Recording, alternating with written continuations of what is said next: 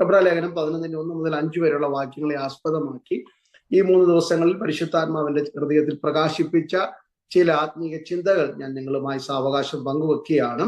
വിശ്വാസ യാത്രക്കാർ എന്ന ഒരു ചിന്ത മനസ്സിലേക്ക്, we are the travellers of faith, വിശ്വാസത്തിന്റെ യാത്രക്കാരാണ്.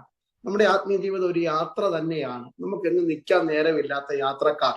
യാത്രക്കാരുടെ ശ്രദ്ധയ്ക്ക് എന്നുള്ള അനൗൺസ്മെന്റുകളൊക്കെ റെയിൽവേ സ്റ്റേഷനിൽ കേൾക്കാറുണ്ട്. കാരണം ഇവിടെ നിൽക്കുന്നവരുടെ ശ്രദ്ധയ്ക്കല്ല, ഇവിടെ സ്ഥിരം താമസിക്കുന്നവരുടെ ശ്രദ്ധയ്ക്കല്ല, അപ്പുറത്തും ഇപ്പുറത്തും വീട് വെച്ച് ബിസിനസ് നടത്തുന്നവരുടെ ശ്രദ്ധയ്ക്കല്ല, യാത്രക്കാരുടെ ശ്രദ്ധയ്ക്ക് നിങ്ങളെ കൊണ്ടുപോകുവാൻ ഒരു വാഹനം വരുന്നുണ്ട്. നിങ്ങൾക്ക് പോകുവാൻ ഒരു വാഹനവും നിങ്ങൾക്ക് പോകേണ്ട ഒരു ലക്ഷ്യസ്ഥാനവും ഉള്ളത് കൊണ്ടാണ് നിങ്ങളെ യാത്രക്കാരെന്ന് വിളിക്കുന്നത്. അങ്ങനെയെങ്കിൽ ഇന്ന് രാത്രി നാം ഒരു യാത്രക്കാരാണ്. നമുക്കൊരു ലക്ഷ്യമുണ്ട്, നമുക്ക് പോകാൻ ഒരു സ്ഥലമുണ്ട്. നമ്മുടെ യാത്രയുടെ പേര് വിശ്വാസ യാത്രയാണ്. വിശ്വാസികൾ ഒരുമിച്ചുള്ള യാത്രയാകാം, വിശ്വാസികളുടെ ഏകാന്ത യാത്രയാകാം. ഏതായാലും രക്ഷിക്കപ്പെട്ടവരുടെ കർത്താവിന്റെ കൽപ്പന അനുസരിച്ചവരുടെ വിശുദ്ധന്മാരുടെ ഒരു സംഘം തുടർമാനമായി യാത്രയിലാണ്. നമുക്കിവിടെ നിൽക്കത്തക്കവണ്ണം, കണ്ട് രസിക്കത്തക്കവണ്ണം, നമ്മളെ ആകർഷിക്കത്തക്കവണ്ണം ഒന്നും ഇവിടെ ഇല്ല. നാം എല്ലാം ആസ്വദിക്കുന്നുണ്ട്, ദൈവം നമുക്കെല്ലാം തന്നിട്ടുണ്ട്, അതിനൊക്കെ കർത്താവിന് സ്തോത്രം. എന്നാൽ ഇതൊക്കെ മണ്ണിൽ മാത്രമേ വേരിറങ്ങിയിട്ടുള്ളൂ. നമ്മുടെ ആരുടെ മനസ്സിനകത്ത് ഇതിന്റെ ഒന്നും അടിസ്ഥാനം ഇട്ടിട്ടില്ല എങ്കിൽ മാത്രമേ നമ്മളൊരു യാത്രക്കാരായി മാറുകയുള്ളൂ. എബ്രായർ 11 അധ്യായം മുഴുവൻ വിശ്വാസ വീരന്മാരുടെ ചരിത്രമാണ്.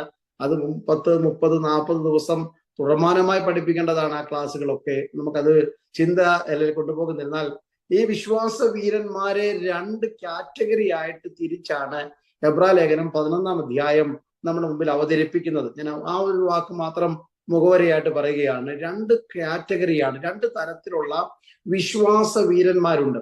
നാം വിശ്വാസ വീരന്മാരെന്ന് നമ്മുടെ മനസ്സിലേക്ക് ഓടി വരുമ്പോൾ അസാധാരണമായ അത്ഭുതകരമായ പ്രവൃത്തികൾ ചെയ്യുന്നവരെയാണ് നാം വിശ്വാസ വീരന്മാരെന്നൊക്കെ വിളിക്കുന്നത്. എന്നാൽ എബ്രായ ലേഖനം 11 അധ്യായത്തിന്റെ 32 വാക്യത്തിലേക്ക് വരുമ്പോൾ അപ്പോസ്തലനായ പൗലോസ് എന്ന എഴുത്തുകാരൻ പറയുകയാണ്, ഇനി ഞാൻ എന്ത് പറയേണ്ടു, പലരെ കുറിച്ചും എനിക്ക് പറയുവാനൊക്കെ ഒത്തിരി ആഗ്രഹമുണ്ട്, എന്നാൽ വിവരിപ്പാനുള്ള സമയം പോരാ.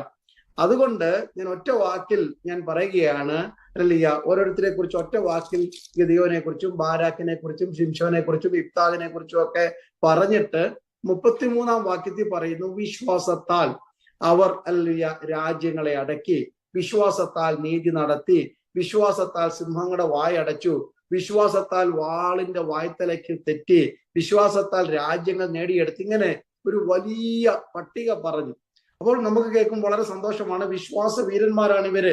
സിംഹത്തിന്റെ വായടച്ചത് ആരാണെന്നും, തീയുടെ ബലം കെടുത്തിയത് ആരാണെന്നും, രാജ്യങ്ങളെ പിടിച്ചവരടക്കിയവർ ആരാണെന്നും, അന്യന്മാരുടെ സൈന്യങ്ങളെ ഓടിച്ചവർ ആരാണെന്നും ഒക്കെയുള്ള ചിത്രം നമ്മുടെ മനസ്സിലേക്ക് ഓടി വന്നു. വേണേ നമുക്കൊരു 1.5 മണിക്കൂറൊക്കെ പ്രസംഗിക്കത്തക്ക വിഷയമാണ്. ദാനിയേലിന്റെ സിംഹക്കുഴിയും അല്ലെങ്കിൽ എബ്രായ ബാലന്മാരുടെ തീച്ചുളയൊക്കെ പറഞ്ഞ് നമുക്കും സന്തോഷം, കേൾക്കുന്നവർക്കും ആവേശം ഒക്കെ വളരെയാണ്. എന്നാൽ 33 വാക്യം കഴിഞ്ഞിട്ട് 34 വാക്യത്തിലോട്ട് പ്രവേശിക്കുമ്പോൾ അവിടെ എഴുത്തുകാരൻ പറയുന്നു, വേറെ ചിലർ, അവരെയൊക്കെ ഉൾപ്പെടുത്തിയാ പറയുന്നു. 1 കൂട്ടർ വെൽ നോൺ ആണ്, മാഗ്നിഫിഷ്യന്റ് വർക്ക്, വിശ്വാസത്തിന് വേണ്ടി വൻകാര്യങ്ങൾ ചെയ്തവരാണ്, വീര്യപ്രവർത്തികൾ ചെയ്തവരാണ്, ബുക്കിൽ പേരുള്ളവരാണ്, അഡ്രസ് ഉള്ളവരാണ്, അവരെ കുറിച്ച് പറയാൻ ആളുണ്ട്, അവരെ കേൾക്കാൻ ആളുണ്ട്, അവർക്ക് കേൾവിക്കാരുണ്ട്, അനുവാചകരുണ്ട്. എന്നാൽ അടുത്ത കൂട്ടരെ കുറിച്ച് പറയുന്നു, മറ്റു ചിലർ, അവരും വിശ്വാസ വീരന്മാരാണ്, പക്ഷെ അവരെ ആരും അറിയത്തില്ല. അവർ ഈർച്ചവാളിനാൽ അറക്കപ്പെട്ടവരാണ്, അവർ ജടയാടുകളുടെയും കോലാടുകളുടെയും തോൾ ധരിച്ചവരാണ്, അവർ കാടുകളിലും മലകളിലും ഗുഹകളിലും ഉഴന്നു നടന്നവരാണ്. ലോകം അവർക്ക് യോഗ്യമായിരുന്നില്ല. കാരണം അവർ നല്ലൊരു ഉദ്ധാരണം ലഭിക്കേണ്ടതിന് പേദ്യമേറ്റു, വിടുതല്, നല്ലൊരു ഉയർപ്പിന് വേണ്ടി വിടുതൽ അന്നേരത്തെയൊക്കെ മാറ്റിവെച്ചു. ഇവർ അൺനോൺ ആണ്. ഒരു കൂട്ടർ വെൽ നോൺ ആണ്, ഒരു കൂട്ടർ അൺനോൺ ആണ്. പക്ഷേ കർത്താവിന്റെ ദൃഷ്ടിയിൽ 2 കൂട്ടരും വിശ്വാസ വീരന്മാരാണ്. ഈ മുഖവര പറഞ്ഞാണ് ഞാൻ ഈ ക്ലാസ് നിങ്ങളെ മുന്നോട്ട് കൊണ്ടുപോകുന്നത്. നിങ്ങളുടെ ജീവിതയാത്രയുടെ വൈഷമ്യങ്ങളുടെ ഘട്ടങ്ങളിലും നിങ്ങൾ വിശ്വാസത്തിന് വേണ്ടി പിടിച്ചു നിൽക്കുന്നുവെങ്കിൽ നിങ്ങൾ ദൈവസന്നിധിയിൽ വിശ്വാസത്തിന്റെ യാത്രക്കാർ തന്നെയാണ്. അത്ഭുതങ്ങളുടെയും അടയാളങ്ങളുടെയും കൂമ്പാരമല്ല നമ്മുടെ വിശ്വാസ യാത്രയുടെ മേന്മയും മികവും തെളിയിക്കുന്നത്. നിങ്ങൾക്ക് വേണ്ടി ദൈവം പ്രവർത്തിച്ച അത്ഭുത വിധങ്ങളുണ്ട്, ദൈവത്തിന്റെ മുമ്പാകെ നിങ്ങൾ അവതരിപ്പിച്ച പ്രാർത്ഥന അപേക്ഷകൾക്ക് ഇന്നും മറുപടി കിട്ടാതുണ്ടായിരിക്കാം. ഇതൊന്നും നമ്മുടെ യാത്രയ്ക്ക് തടസ്സമല്ല എന്നുള്ളതാണ് ഇതിന്റെ അടിസ്ഥാന തത്വം എന്ന് ഓർപ്പിക്കുകയാണ്. അതുകൊണ്ടാണ് 2 കൊരിന്ത്യർ 5-ാം അധ്യായത്തിന്റെ 7-ാം വാക്യത്തില് അപ്പോസ്തലനായ പൗലോസ് കൊരിന്തിലുള്ള സഭകളോട് പറയുകയാണ്, ഞങ്ങൾ കാഴ്ചയാലല്ല നടക്കുന്നത്, പിന്നെയോ ഞങ്ങൾ വിശ്വാസത്താലാണ്. ഈ യാത്ര എന്തെങ്കിലും കണ്ടിട്ടാണെങ്കിൽ ഞങ്ങൾക്ക് നടക്കാൻ പറ്റത്തില്ല. എന്തെങ്കിലും അല്ലെങ്കിൽ കാണണമെന്ന് നിർബന്ധം പിടിച്ചാൽ ഈ യാത്രയുടെ ഒരു ചൂട് പോലും വെക്കാൻ കഴിയത്തില്ല.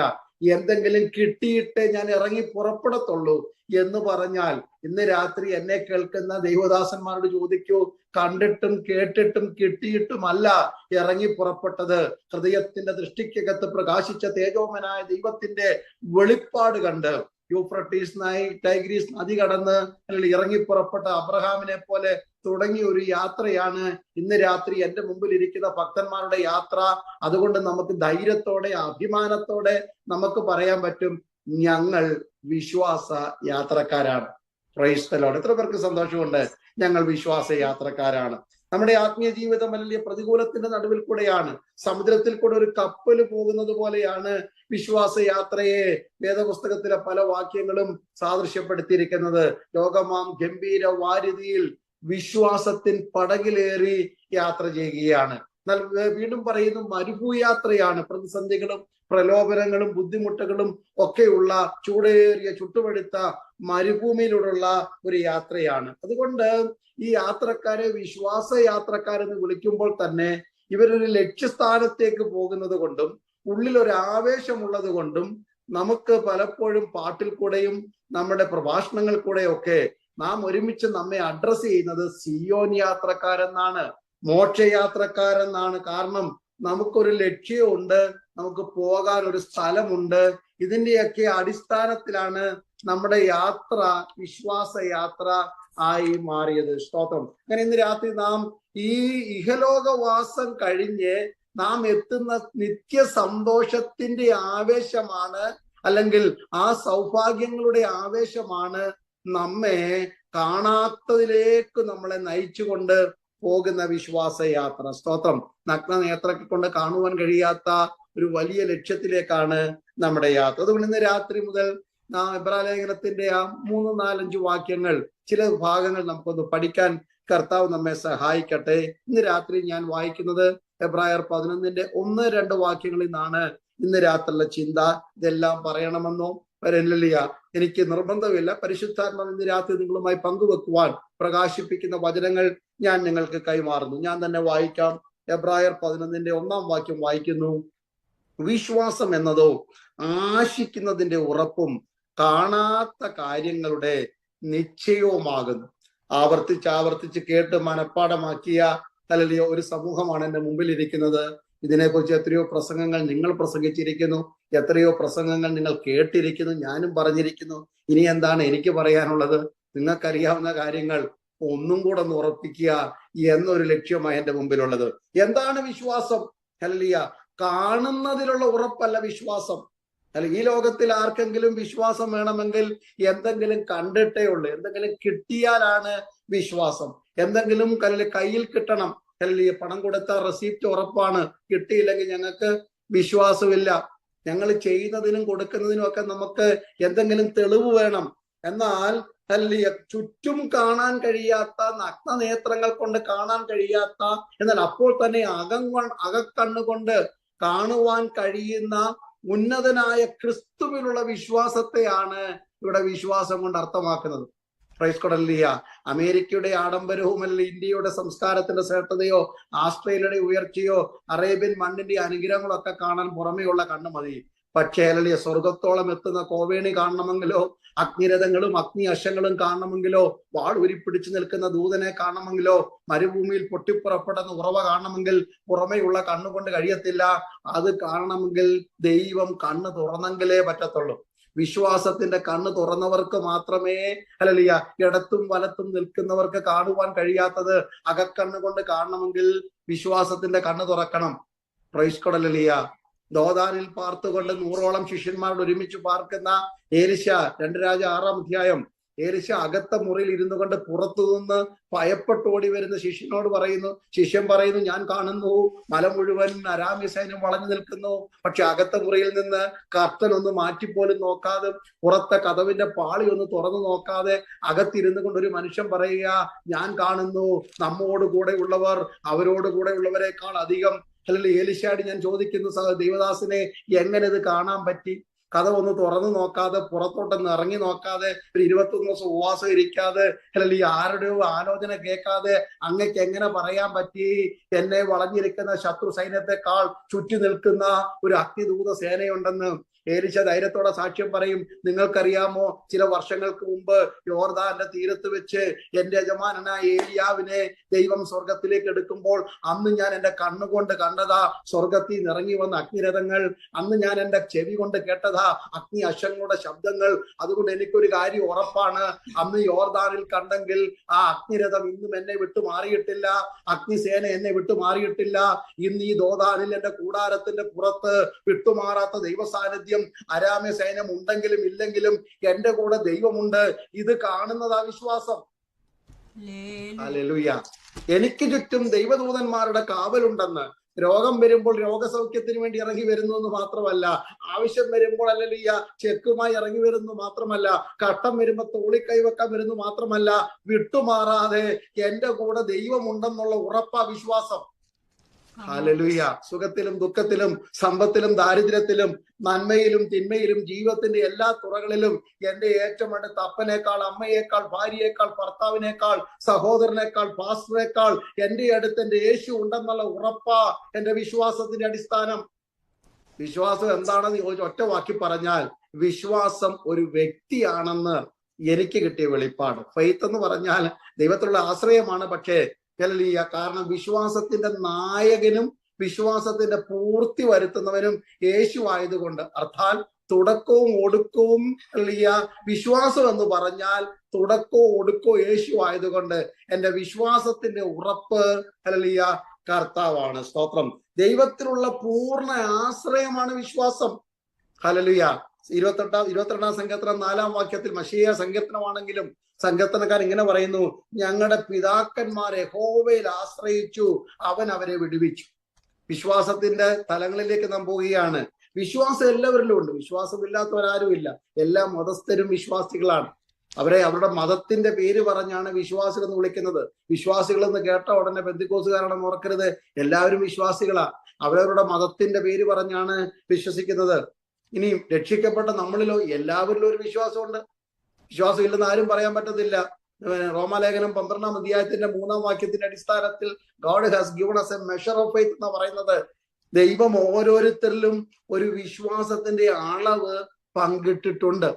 എല്ലാവർക്കും ദൈവത്തിൽ വിശ്വസിക്കുന്ന എന്ന് പറയുന്ന എല്ലാവരുടെയും അകത്ത് ഒരു വിശ്വാസത്തിന്റെ അളവുണ്ട്. വേണേ നമുക്ക് അതിനെ യേശുവിന്റെ ഭാഷയിൽ കടുകുമണിയോളം വിശ്വാസം എന്നൊക്കെ പറയാം. നിറഞ്ഞ വിശ്വാസം എന്നുള്ള അർത്ഥത്തെക്കാൾ കൂടുതൽ എനിക്ക് അതിന്റെ സൈസ് തന്നെയാണ് ഇഷ്ടം. ചെറിയൊരു വിശ്വാസമെങ്കിലും എല്ലാവരുടെയും അകത്തുണ്ട്. അത് വെള്ളം ഒഴിച്ച് വളമിട്ട് കൊടുത്ത് വചനം കൊടുത്ത് പ്രാർത്ഥിച്ച് ആരാധിച്ച് കൂട്ടായ്മ ആചരിച്ച് ആ കടുകിനെ മലയോളം വളർത്തുന്നതാ നമ്മുടെ വിശ്വാസ യാത്രയുടെ ലക്ഷ്യം. എന്നും കടുകിന്റെ വിശ്വാസം കൊണ്ട് നടക്കാതെ ഈ വിശ്വാസത്തെ പ്രയോഗിച്ചും പ്രാർത്ഥിച്ചും ഉപയോഗിച്ചും വീണ്ടും പ്രയോഗിച്ച് വീണ്ടും പ്രാർത്ഥിച്ച് അതിന് കരുത്ത് കൊടുത്ത് അല്ലെങ്കിൽ മണ്ണിൽ നടന്ന കടുകുപണി പോലെ ഭൂമിയിലെ സകല പക്ഷികൾക്കും ഒന്ന് ഇരിക്കത്തക്കവണ്ണം ഒരു വലിയ വൃക്ഷമാക്കി എടുക്കുന്ന ഒരു ആത്മീക യാത്രയാണ് വിശ്വാസയാത്ര. ഒരു ജനറൽ ഫെയ്ത്ത് ആണ്. എല്ലാവരിലും ഒരു ജനറൽ ഫെയ്ത്ത് ഉണ്ട്. ഇനി വിശ്വാസ ലോകപ്രകാരം ഒരു നാച്ചുറൽ ഫെയ്ത്ത് ഉണ്ട്, സ്വാഭാവിക വിശ്വാസം. അതില്ലാത്ത ആരുമില്ല. മനുഷ്യ സഹജമായ ഒരു വിശ്വാസം എല്ലാവരിലും ഉണ്ട്. വിത്ത് വിതയ്ക്കുമ്പോൾ ഹല്ലേലൂയ അവനറിയാം നാളെ കുറച്ചുനാൾ കഴിയുമ്പോൾ ഇത് ഞാറൊക്കെ വളർന്ന് കൊയ്ത് കളപ്പുരയിൽ കിട്ടത്തക്കവണ്ണം നല്ല കൊയ്ത്തുണ്ടാകുന്ന വിശ്വാസം. മീൻ പിടിക്കാൻ പോകുന്നവൻ അവിശ്വാസത്തോടല്ല പോകുന്നത്, എനിക്ക് മീൻ പിടിക്കാൻ പറ്റും. എന്നാൽ ഇത് പലപ്പോഴും തകിടം മറിയും. അതുകൊണ്ടാണ് പെട്ടെന്ന് ജീവിതയാത്രയിൽ ആൾക്കാർ നിരാശ വന്നിട്ട് ഒരു കയറിന്റെ തുമ്പിലോ അല്പം വിഷം കഴിച്ചോ അല്ലെങ്കിൽ മറ്റു രീതികളിലോ ആത്മഹത്യ ചെയ്യുന്നതിന്റെ കാരണം അവരുടെ വിശ്വാസം തെറ്റി. എന്റെ കുടുംബം നന്നായി പോകുമെന്നുള്ള വിശ്വാസം തെറ്റുമ്പോൾ ആത്മഹത്യ, അല്ലെങ്കിൽ വിശ്വസിച്ചവർ വഞ്ചിച്ചു എന്ന് പറയുമ്പോൾ ആത്മഹത്യ, ആഗ്രഹിച്ച പലതും നടക്കാതിരിക്കുമ്പോൾ ആത്മഹത്യ. കാരണം അത് നാച്ചുറൽ ഫെയ്ത്ത് ആണ്, സ്വാഭാവിക വിശ്വാസമാണ്. ആ വിശ്വാസം താളം തെറ്റാൻ സാധ്യതയുണ്ട്. എന്നാൽ നമുക്കുള്ള വിശ്വാസം സ്വാഭാവിക വിശ്വാസമല്ല, മറ്റുള്ളവർക്കുള്ള വിശ്വാസമല്ല, എല്ലാവരും പറയുന്നതുള്ള വിശ്വാസമല്ല.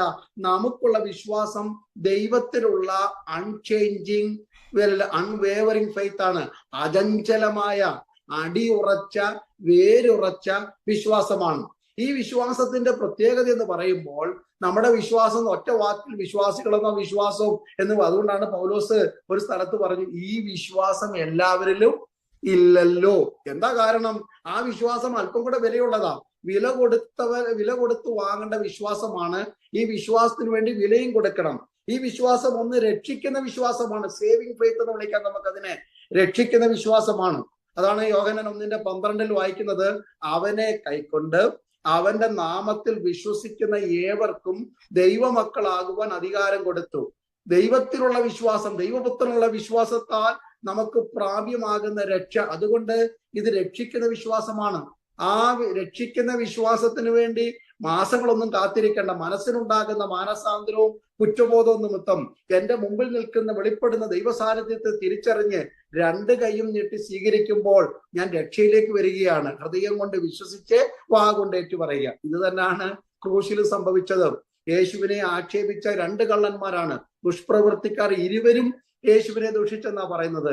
എന്നാൽ അല്പസമയം കഴിഞ്ഞപ്പോൾ മൗനമായിരിക്കുന്ന യേശുവിനെ കണ്ട് മുൾക്കിരീടത്തിന്റെ മുള്ളുക ആർന്നിറങ്ങിയിട്ടും മുഖത്തെ രോമം പിച്ചിപ്പറിക്കപ്പെട്ടിട്ടും കന്നത്ത് അടിയേറ്റിട്ടും കണ്ണ് കെട്ടി തല്ലിയിട്ടും മുഖത്ത് തുപ്പിയിട്ടും വസ്ത്രം പറിച്ചുരിഞ്ഞെറിഞ്ഞിട്ടും കയ്യിലും കാലിലും ആണി കയറിയിട്ടും അരുതാത്തതൊന്നും അതരത്തിൽ നിന്ന് വരുന്നില്ലെന്ന് കണ്ടപ്പോൾ അവനിലെ പ്രത്യേകത തിരിച്ചറിഞ്ഞ ഒരു ദുഷ്പ്രവർത്തിക്കാരൻ, ഒരു കള്ളൻ പറയുന്നു, ഞാൻ ന്യായമായതിനാ ശിക്ഷ അനുഭവിക്കുന്നത്, ഇവനോ അരുതാത്തതൊന്നും ചെയ്തിട്ടില്ല. കർത്താവേ, നീ രാജത്വം പ്രാപിച്ചു വരുമ്പോൾ എന്നെ രക്ഷിക്കണം. ആ ഒറ്റ വാക്കിനകത്ത് ഞാൻ പാപിയാണെന്നും ഇത് പരിശുദ്ധനായ ദൈവമാണെന്നും ഇവൻ രാജാവായി മാറുമെന്നും ഇവൻ മടങ്ങി വരുന്നവനാണെന്നുമുള്ള ആ വെളിപ്പാട് അകത്ത് കയറിയ ഒറ്റ പ്രാർത്ഥനയിൽ ഇന്ന് നീ എന്നോടുകൂടെ പറുദീസയിലിരിക്കും.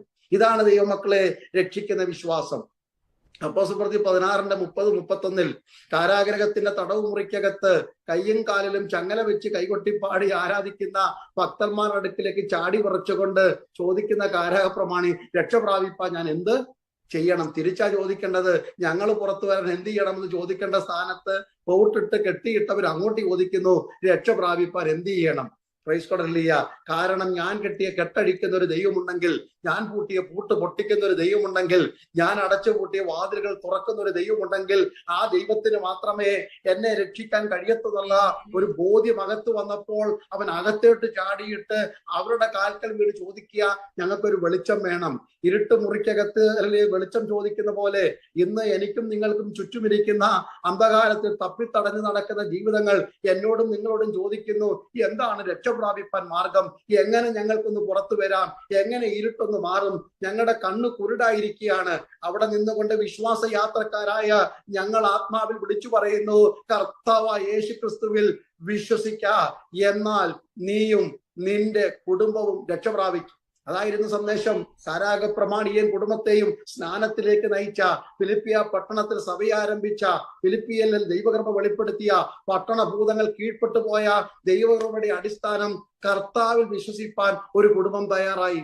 ഇന്ന് രാത്രികാലം നാം വിശ്വാസ യാത്രക്കാരാവും. നമ്മുടെ യാത്രയിൽ കണ്ടുമുട്ടുന്ന അവരോടൊക്കെ നമുക്ക് പറയാനുള്ളത്, ഞങ്ങൾ വിശ്വസിച്ചവനെ നിങ്ങൾ വിശ്വസിച്ചാൽ നിങ്ങളുടെ കുടുംബം രക്ഷപ്പെടും. നിങ്ങളും ഞങ്ങളുടെ സഹയാത്രികരായി മാറും. അല്ലെങ്കിൽ ഭൂലോകത്തിന്റെ 5 വൻകരകളിൽ കറുത്തവനെന്നോ വെളുത്തവനെന്നോ ആഫ്രിക്കനെന്നോ അമേരിക്കനെന്നോ വ്യത്യാസമില്ലാതെ, യജമാനനോ ദാസനോ വ്യത്യാസമില്ലാതെ ഒരു വലിയ സിയോൻ സംഘം വിശ്വസിച്ചവനിൽ ഉറച്ചുകൊണ്ട് യാത്ര തുറപ്പെടുന്നു. അത് അറ്റ്ലാന്റയിലും ന്യൂയോർക്കിലും ഫിലദൽഫിയയിലും അല്ലെങ്കിൽ ഇന്ന് ഒക്കലഹോമയിലും ഡാളസിലും ഒക്കെ ഇരുന്നു കൊണ്ട് ഞങ്ങളും പറയുന്നു, ഞങ്ങളും വിശ്വാസ യാത്രക്കാരാ.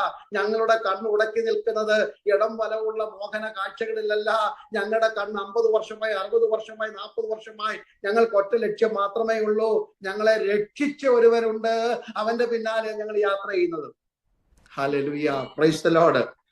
എഫേസ്യ ലേഖനം 2-ാം അധ്യായം എന്ന് ഉറപ്പിച്ചു പറയുക, കൃപയാലല്ലോ വിശ്വാസം മൂലം നിങ്ങൾ രക്ഷിക്കപ്പെട്ടിരിക്കുന്നത്, അതിന് നമ്മുടെ പ്രവൃത്തികളൊന്നും കാരണമായിട്ടില്ല എന്ന് പറയുന്നു. ഗലാത്യർ 3:26 വരുമ്പോൾ നമ്മുടെ അവകാശം വിശ്വാസത്തിൽ കൂടി ഉറപ്പിച്ചു തരികയാണ്. ഗലേഷ്യൻസ് 3:26 ക്രിസ്തുവേശുവിലുള്ള വിശ്വാസത്താൽ നാം ഇപ്പോൾ ദൈവമക്കളാകുന്നു. അപ്പോൾ ഒന്നാമത്തെ വിശ്വാസത്തിന്റെ തത്വം എന്ന് പറയുന്നത് രക്ഷിക്കുന്ന വിശ്വാസമാണ്. നമ്മളതിന്റെ നിക്ഷേപത്തിന്റെ വലിപ്പം ഞാൻ പറഞ്ഞു വരുന്നത് ഒറ്റ വാക്കി പറഞ്ഞു വിടുകയല്ല. The faith which we are carrying, that's absolutely able to save us from our sin. നമ്മുടെ പാപങ്ങളിൽ നിന്ന് നമ്മെ രക്ഷിപ്പാൻ പര്യാപ്തമായ വിശ്വാസം, അത് ക്രിസ്തുവിലുള്ള വിശ്വാസമാണ്. രണ്ട്, ഇത് നീതീകരിക്കുന്ന വിശ്വാസമാണ്. പഴയ ചരിത്രം മാറ്റിക്കളയുന്നതാണ് ഈ വിശ്വാസം. വിശ്വാസ യാത്രക്കാരുടെ ലക്ഷ്യം പഴയ ഭാരം ചുമക്കുന്നതല്ല. യാത്രയ്ക്ക് പോകുന്നവർക്കറിയാം ഒരു പരിധി കൂടുതൽ നമുക്ക് ലഗേജ് കൊണ്ടുപോകാൻ പറ്റത്തില്ല. 50 വർഷം മുമ്പുള്ള ചുമടും എടുത്തുകൊണ്ട് എനിക്ക് മുന്നോട്ട് പോകണം എന്ന് വെച്ചാൽ നടക്കത്തില്ല. ഒരു ദൈവപൈതലിന്റെ ഭാരം എന്ന് പറയുന്നത് ഈ പാപഭാരമായിരുന്നു. ഈ പാപഭാരം ഇടാതെ എനിക്ക് മുന്നോട്ട് പോകാൻ പറ്റില്ല. അതല്ലേ 12-ാം അധ്യായം എബ്രായർ 12 പറയുന്നത്, സകല ഭാരവും മുറുകെ പറ്റുന്ന പാപവും ഇട്ടെങ്കിലേ ഈ പറയുന്ന വിശ്വാസത്തിന്റെ ഓട്ടം നമുക്ക് സ്ഥിരതയോടെ ഓടാൻ പറ്റത്തുള്ളൂ. അല്ലെങ്കിൽ 2 ദിവസം ഓടും, പിന്നെ അവിടെ ഇരിക്കും. 3-ാം ദിവസം എഴുന്നേക്കും, പിന്നെ ഇരിക്കും. ഇത് കണ്ടിന്യൂസ് ആയിട്ട് കോൺസ്റ്റന്റ് ആയിട്ട് ഓടണമെങ്കിൽ ഭാരം വിടണം. അപ്പൊ ആ പാപഭാരം വിടണമെങ്കിൽ ഞാൻ പാപി അല്ലെന്ന് എനിക്കൊരു സർട്ടിഫിക്കറ്റ് വേണം. ഞാൻ ടെസ്റ്റ് പാസ്സായെന്ന് എനിക്കൊരു സർട്ടിഫിക്കറ്റ് വേണം. അപ്പൊ എന്റെ പാപഭാരം മാറിയെന്ന് എനിക്കൊരു നീതിയുടെ സർട്ടിഫിക്കറ്റ് വേണം. അതിന് ന്യായപ്രമാണത്തോട് ചോദിച്ചു. ന്യായപ്രമാണം പറഞ്ഞു എനിക്ക് നീതീകരിക്കാൻ പറ്റത്തില്ല. കാരണമല്ലിയ പശുക്കളുടെയും കാളകളുടെയും ആട്ടുകൊറ്റന്മാരുടെ രക്തം പുഴ പോലെ ഒഴുകിയിട്ടും പൊന്നും വെള്ളിയും വിലയേറിയ രക്തങ്ങളും ഒരുമിച്ച് ചെലവാക്കിയിട്ടും വീണ്ടെടുപ്പ് സാധ്യമല്ല. ക്രൈസ്തോട് മനുഷ്യന്റെ വീണ്ടെടുപ്പ് വില ആര് കൊടുക്കുമെന്നുള്ള ചോദ്യത്തിന് മുമ്പിൽ ന്യായപ്രമാണവും പ്രവാചകന്മാരും പുരോഹിതന്മാരും രാജാക്കന്മാരും തത്വങ്ങളും ആചാരങ്ങളും ഒക്കെ തലകുനിച്ച് നിൽക്കുമ്പോഴാണ് നീതീകരണം എന്ന ദൈവത്തിന്റെ പ്രവൃത്തി എങ്കിലേക്ക് വെളിപ്പെട്ടത്. അതാണ് റോമാലേഖനം 5-ാം അധ്യായത്തിന്റെ 1-ാം വാക്യത്തിൽ പറയുന്നു, വിശ്വാസത്താൽ നീതീകരിക്കപ്പെട്ടിട്ട് യേശു ക്രിസ്തു മുഖാന്തരം നമുക്ക് ദൈവത്തോട് സമാധാനമുണ്ട്. ക്രിസ്തുവേശുവുള്ള വിശ്വാസത്തിലേക്ക് വന്നപ്പോൾ, ക്രിസ്തുവിൽ ഞാൻ മറിഞ്ഞപ്പോൾ, ക്രിസ്തു എന്ന പരിശുദ്ധന്റെ രൂപത്തിലേക്ക് ഭാവത്തിലേക്ക് എന്നെ മാറ്റിയെടുത്തിട്ട് എനിക്ക് വിരോധമായ സകല കൈയെഴുത്തും മായ്ച്ചു കളഞ്ഞു. ഹല്ലേലൂയ. എനിക്ക് വിരോധമായി എഴുതി വെച്ച ഇരുമ്പെഴുത്താണി കൊണ്ട് കൊത്തിവെച്ച സകല കൈയെഴുത്തുകളെയും ദൈവം മാറ്റിക്കളഞ്ഞിട്ട് എന്നെ കണ്ടാലല്ലിയ പാപി അല്ലെന്ന് പറയത്തക്കവണ്ണം അവിടുത്തെ അച്ചാരവും മുദ്രയും തന്നിട്ട് നെറ്റിയിൽ എനിക്ക് പേരൊട്ടിച്ചു. വിശ്വാസത്താൽ ഇവൻ നീതീകരിക്കപ്പെട്ടു. വിശ്വാസത്താൽ നീതീകരിക്കപ്പെട്ടു. അപ്പം ഇത് നീതീകരിക്കുന്ന വിശ്വാസമാണ്. 3, ഇത് നിത്യജീവൻ തരുന്ന വിശ്വാസമാണ്. ഹല്ലേലൂയ. ഈ മണ്ണിലെ 70, 80, 90, 100 വയസ്സിലേക്കുള്ള ഒരു സ്വത്തല്ല ഈ വിശ്വാസം. കല്ലറയ്ക്കപ്പുറത്തൊരു ചലിക്കുന്ന ജീവിതത്തിനെ നമ്മെ ഉടമസ്ഥരാക്കി മാറ്റുന്നതാണ് ഈ വിശ്വാസം. ഹല്ലേലൂയ. അതുകൊണ്ടാണ് നമുക്ക് പ്രഭാതത്തിൽ എഴുന്നേറ്റാൽ ജോലിക്ക് പോകുന്നതല്ല നമ്മുടെ സ്വപ്നം. ഹല്ലേലൂയ. ഞായറാഴ്ച ഒരു സഹായം കൂടുന്നതല്ല നമ്മുടെ സ്വപ്നം. നമ്മുടെ ഒരു സ്വപ്നം എന്ന് തീരും എന്റെ ക്ലേശം ഈ മണ്ണിൽ, ഹല്ലേലൂയ, എന്നതാണ് നമ്മുടെ സ്വപ്നം എന്ന് പറയുന്നത്. അക്കരയ്ക്ക് യാത്ര ചെയ്യുന്ന സിയോൻ സഞ്ചാരി എന്നാ ഞങ്ങൾ പാടുന്നത്. സിയോൻ സഞ്ചാരി ഞാൻ, യേശുവിൽ ചാരി ഞാൻ പോകുന്നു പുരുഷന്റെ പാതയിൽ എന്നാ പാടുന്നത്. മോക്ഷയാത്രയാണിത് ഞാൻ നടപ്പത്, കാഴ്ചയാലല്ല. കാരണം എന്താ? ഇത് പറയാൻ എന്നെ പ്രാപ്തനാക്കുന്നത്, പ്രേരിപ്പിക്കുന്നത് ഈ വിശ്വാസം മൂലം എന്റെ അകത്ത് ഒരു സ്വപ്നം കിട്ടി. അത് നിത്യജീവനാണ്. അതാണല്ലോ നമ്മുടെ സുപരിചിതമായ പ്രസിദ്ധമായ യോഹന്നാൻ 3:16 അത് വിളിച്ചു പറയുന്നത്, തന്റെ ഏകജാതനായ പുത്രനിൽ വിശ്വസിക്കുന്ന ഏവനും നശിച്ചു പോകാതെ നിത്യജീവൻ പ്രാപിക്കേണ്ടതിന് ദൈവം അവനെ നൽകുവാൻ തക്കവണ്ണം ലോകത്തെ സ്നേഹിച്ചു. ഒരു കാലഘട്ടത്തിൽ എന്റെ ഏറ്റവും ഇഷ്ടവാക്കി ഇതായിരുന്നു, അല്ലെ, ദൈവം ലോകത്തെ സ്നേഹിച്ചു. ലോകത്തെ കാട്ടി കൂടുതൽ എന്നെ സ്നേഹിച്ചില്ലെന്നൊക്കെ പറഞ്ഞു. അങ്ങനെ ഇരിക്കുമ്പോഴാണ് യോഹന്നാന്റെ സുവിശേഷം 17-ാം അധ്യായം 23-ാം വാക്യം ചില വർഷങ്ങൾക്ക് മുമ്പ് വായിച്ചത്. അങ്ങനെ വായിച്ചു വന്നപ്പോൾ, അല്ലെങ്കിൽ യേശുവിന്റെ പ്രാർത്ഥനയാണ്, മഹാപുരിത പ്രാർത്ഥനയൊക്കെയാണ് ശരി. പക്ഷെ 23-ാം വാക്യത്തിൽ പറയുന്നു, പിതാവായ ദൈവം പുത്രനായ യേശുവിനെ സ്നേഹിക്കുന്നത് പോലെ നിങ്ങളെ സ്നേഹിക്കുന്നു. എനിക്ക് ഭയങ്കര സന്തോഷമായി. ലോകത്തെ മൊത്തം സ്നേഹിച്ചു എന്ന് പറഞ്ഞ് എന്നെ ആ കൂട്ടത്തിൽപ്പെടുത്താതെ യേശുവിനോട് ദൈവത്തിന് എത്രമാത്രം സ്നേഹമുണ്ടോ അത്രയും സ്നേഹം എനിക്കുമുണ്ടെന്ന്, എന്നോടും ഉണ്ടെന്ന് അറിഞ്ഞപ്പോൾ ഈ ലോകത്തിൽ ആരും എന്നെ സ്നേഹിച്ചില്ലെങ്കിലും, ആരും നമ്മളെ കരുതിയില്ലെങ്കിലും ഞാൻ ദൈവത്തിന് എത്ര മാന്യനാണ്, വിലപ്പെട്ടവരാണ് എന്ന ഉൾബോധം നമ്മുടെ അകത്തേക്ക് കയറുന്നു. Praise God. അപ്പം ഈ വിശ്വാസത്തിന്റെ മറ്റൊരു സ്വഭാവം എന്ന് പറയുന്നത് ഇത് അത്ഭുതം അടയാളം ചെയ്യുന്ന വിശ്വാസമാണ്. Praise God. യോഹന്നാൻ 14:11-12 വാക്യങ്ങൾ എന്താ നാം വായിക്കുന്നത്? യോഹന്നാൻ 14:11-12. ആമേൻ ആമേൻ. യേശു പറയും, ഞാൻ നിങ്ങളോട് പറയുന്നു, ഞാൻ ചെയ്യുന്ന പ്രവൃത്തി എന്നിൽ വിശ്വസിക്കുന്നവനും ചെയ്യും. ഞാൻ പിതാവിന്റെ അടുക്കൽ പോകുന്നത് കൊണ്ട് അതിൽ വലിയതും ചെയ്യും. വിശ്വാസം അത്ഭുതം പ്രവർത്തിക്കുന്ന പലപ്പോഴും നമ്മൾ ഈ ഭാഗത്ത് മാത്രമേ ഫോക്കസ് ചെയ്യാറുള്ളൂ. നിങ്ങൾ വിശ്വസിക്ക്. ഇനി നമ്മുടെ സഭയിലൊക്കെ പ്രവാചകന്മാർ വന്ന ആദ്യമേ നമ്മളെ കുറ്റം പറഞ്ഞ എന്താണ്? നിങ്ങളുടെ വിശ്വാസത്തിന്റെ പോരായ്മ കൊണ്ടാണ് ഇത് നടക്കാത്തത്. ദൈവമക്കളെ, അതുകൊണ്ടൊന്നും അല്ല. നമ്മൾ കർത്താവിൽ വിശ്വസിക്കുന്നു. ദൈവത്തിൻ്റെതായ സമയമുണ്ട്. ഹല്ലേലൂയ. ഒരാൾക്ക് സൗഖ്യം കൊടുക്കുമ്പോൾ അതേ രോഗത്തിന് മറ്റൊരാൾ, നേരത്തെ ഉറപ്പിച്ച കണക്ക്, ഒരു കൂട്ടര് വിശ്വാസത്താൽ രാജ്യങ്ങളെ അടക്കി, മറ്റൊരു കൂട്ടർക്ക് 5 സെന്റ് കൂടെ പോയി കിട്ടി വിശ്വാസത്തിന് വേണ്ടി. Price God. ഹല്ലേലൂയ. പക്ഷെ രണ്ടും വിശ്വാസവീരന്മാരാ. ഒരു കൂട്ടർ വിശ്വാസത്താൽ തീയുടെ ബലം കെടുത്തുന്നു, മറ്റൊരു കൂട്ടർ വിശ്വാസത്താൽ തീക്കകത്ത് കടന്ന് വെന്തെരിഞ്ഞ് ചാകുന്നു. ഒരു കൂട്ടർ വിശ്വാസത്താൽ സിംഹത്തിന്റെ വായടയ്ക്കുന്നു, മറ്റൊരു കൂട്ടർ വിശ്വാസത്തിന് വേണ്ടി മൃഗങ്ങൾക്കിരയായി മാറിയെന്ന്. ഒരു കൂട്ടർ വിശ്വാസത്താൽ വാളിന്റെ വായ്ത്തല തെറ്റിമാറി, മറ്റൊരു കൂട്ടർ വാളിന്റെ വായ്ത്തലക്ക് ഇരയായി മാറി. അപ്പൊ വിശ്വാസത്തിന് വേണ്ടി തീക്കകത്ത് എരിഞ്ഞാലും തീന്ന് പുറത്തു വന്നാലും കർത്താവിന് പ്രത്യേകത ഒന്നുമില്ല. വിശ്വാസ വീരന്മാർ. ഹല്ലേലൂയ. അപ്പം വിശ്വാസം ആശിക്കുന്നതിന്റെ ഉറപ്പാണ്. ദൈവത്തിൽ ആശ്രയിച്ചുകൊണ്ട് ദൈവഹിതപ്രകാരം പറയുന്നത് ചിന്തിക്കുന്നതിന്റെ ഉറപ്പാണ് വിശ്വാസം. അപ്പം ഞാൻ ഓർപ്പിച്ച പോലെ ഒരു വ്യക്തിയിലുള്ള ആ ഉറപ്പാണ് വിശ്വാസം. രണ്ട്, കാണാത്ത കാര്യങ്ങളുടെ നിശ്ചയമാണ്. ഇപ്പോൾ കണ്ണുകൊണ്ട് കാണുന്നില്ലെങ്കിലും ദൈവം അത് എനിക്ക് വേണ്ടി കരുതിയിട്ടുണ്ടെന്നുള്ള ഉറപ്പാ വിശ്വാസം. അല്ലല്ല, കണ്ടിട്ട് വിശ്വസിക്കുന്നവരല്ല. തോമസിനോട് യേശു പറഞ്ഞ കണക്ക്, നീ കണ്ടിട്ടാ വിശ്വസിച്ച. ആണിപ്പാടിൽ വിരലിടുന്നു, വിലാപ്പുറത്ത് കരം വെക്കുന്നു. പക്ഷെ കല്ലറക്കൽ ഒരു മറിയ വിശ്വസിച്ചു. എത്രയോ പേര് വിശ്വസിച്ചു. അവള് കല്ലറ വിട്ടു മാറാതെ നിന്നതിന്റെ കാരണം അവൾക്കറിയാം ഇവിടെ ഒരു അത്ഭുതം നടക്കുമെന്ന്. അപ്പൊ വിശ്വാസം എന്നത് കാണാത്ത കാര്യങ്ങളുടെ നിശ്ചയമാണ്. അങ്ങനെയാണെങ്കിൽ വിശ്വാസ പ്രഖ്യാപനം നാം നടത്തണം. ക്രൈസ്തവ ദൈവമക്കൾക്ക് വേദപുസ്തകത്തിൽ കണ്ടിട്ടല്ല, കാണാതെ we need to able to make faith declaration. Price God. Hallelujah. 2 കൊരിന്ത്യർ 4:13 ആണെന്ന് തോന്നുന്നു. പൗലോസ് ഇങ്ങനെ പറഞ്ഞല്ലോ, what we believe V spoke out. Hallelujah. ഞങ്ങൾ വിശ്വസിച്ചു, ഞങ്ങൾ സംസാരിച്ചു. നമ്മൾ വിശ്വസിക്കുന്നത് വാ തുറന്ന് വിളിച്ചു പറയണം. ഹല്ലേലൂയ. അത് കുഞ്ഞുങ്ങളെ കുറിച്ചാണെങ്കിലും കുടുംബത്തെ കുറിച്ചാണെങ്കിലും ദൈവസഭയെ കുറിച്ചാണെങ്കിലും ശുശ്രൂഷയെ കുറിച്ചാണെങ്കിലും ഒക്കെ നമുക്ക് വാ തുറന്ന് വിളിച്ചു പറയാം. പ്രകടമായ മാറ്റങ്ങൾ ഉണ്ടാകും. ഹല്ലേലൂയ. 1-2 കാര്യങ്ങൾ പറഞ്ഞിട്ട് അടുത്ത വാക്യത്തിലേക്ക് പ്രവേശിക്കാം. പുറപ്പാട് പുസ്തകം 14 പിന്നീട് അറിയാവുന്ന കാര്യങ്ങളാണ്. മോശ ജനത്തോട് പറയുന്നു, ഇന്ന് കണ്ട മിസ്രയീമിനെ നിങ്ങൾ ഒരു നാളും കാണുകയില്ല. ഇസ്രായേൽ മക്കളെല്ലാം കൂടെ എണ്ണാൻ തുടങ്ങി കാണും. എത്ര വന്നിട്ട് ആർക്കറിയാം, എത്രയോ സൈന്യമാ വന്നു നിൽക്കുന്നത്. പക്ഷെ വിശ്വാസത്താലാണ് മോശ പറയുന്നത് ഇത് ലാസ്റ്റ് സീനാണ്. അപ്പൊ അവിടെ ചെങ്കടൽ മുറിഞ്ഞിട്ടില്ല, കാറ്റടിച്ചിട്ടില്ല, അവിടെ ഹല്ലേലൂയ വഴി തുറന്നിട്ടില്ല. പക്ഷെ വിശ്വാസ പ്രഖ്യാപനം മോശ നടത്തിക്കഴിഞ്ഞു. ഇന്ന് രാത്രിയും അതരം തുറന്ന് ആശിക്കുന്നതിന്റെ ഉറപ്പ്, കാണാത്ത കാര്യങ്ങളുടെ നിശ്ചയങ്ങൾ, ഇരിക്കുന്ന മുറിക്കകത്ത് മുഴങ്കാൽ മടക്കിയിരിക്കുന്ന സ്ഥാനത്തിരുന്നു കൊണ്ട് അതരം തുറന്ന് ആത്മാവിൽ ഭക്തന്മാർക്ക് ഇന്ന് രാത്രിയും വിളിച്ചു പറയാം, ചില വിഷയത്തിന്റെ മേൽ ദൈവത്തിന്റെ കരം ഞാൻ കാണുന്നു. ഹല്ലേലൂയ. അതരം കൊണ്ട് പറഞ്ഞത് അല്പസമയം കഴിഞ്ഞപ്പോൾ അത് വഴി തുറക്കുന്നതായി മാറിയെങ്കിൽ ഇന്ന് രാത്രി ഹല്ലേലൂയ, ഞാനിത് ഭൗതികതയുടെ അതിപ്രസരത്തെ ഊന്നിയല്ല ഈ പറയുന്നത്. ഭക്തന്മാരുടെ ജീവിതത്തിൽ നടക്കേണ്ട ദൈവത്തിന്റെ പദ്ധതികളെയാണ്. വഴിയില്ലാത്തടത്ത് വഴി തുറക്കുന്നത് വിശ്വാസ കണ്ണുകൊണ്ട് കാണുവാൻ നമുക്കല്ലാതെ ആർക്ക് കഴിയും?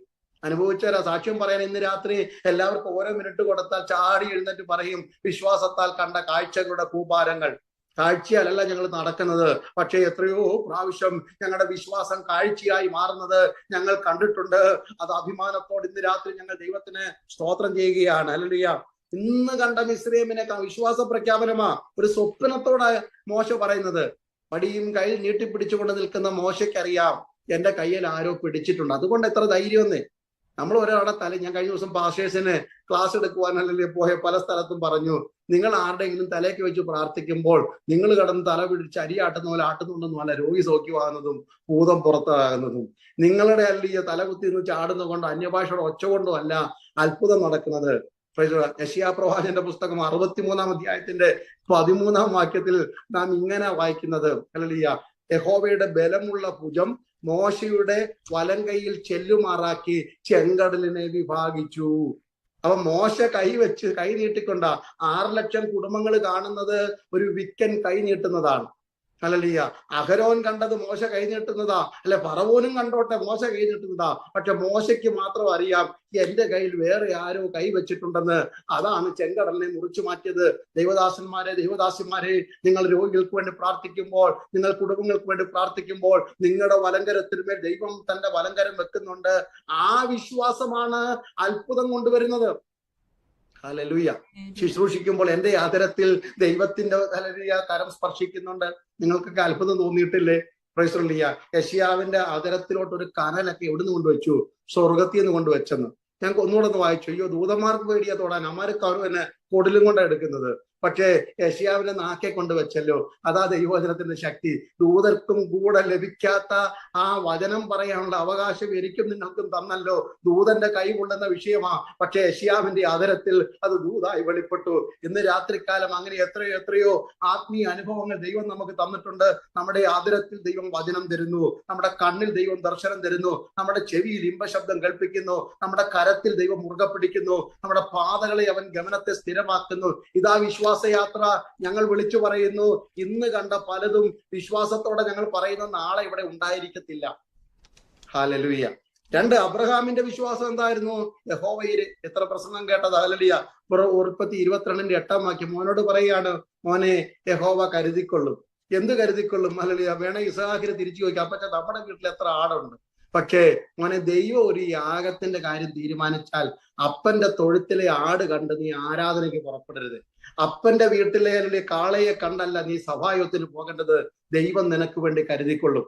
Praise God. സത്യാരാധനയ്ക്ക് വേണ്ടി ഇറങ്ങി പുറപ്പെട്ട ഭക്തന്മാർക്ക് പിൻബലമൊന്നും ഇല്ലായിരുന്നതിന്റെ തെളിവല്ലേ അബ്രഹാം വിളിച്ചു പറയുന്ന യഹോവ ഇരേ എന്ന് പറയുന്നത്?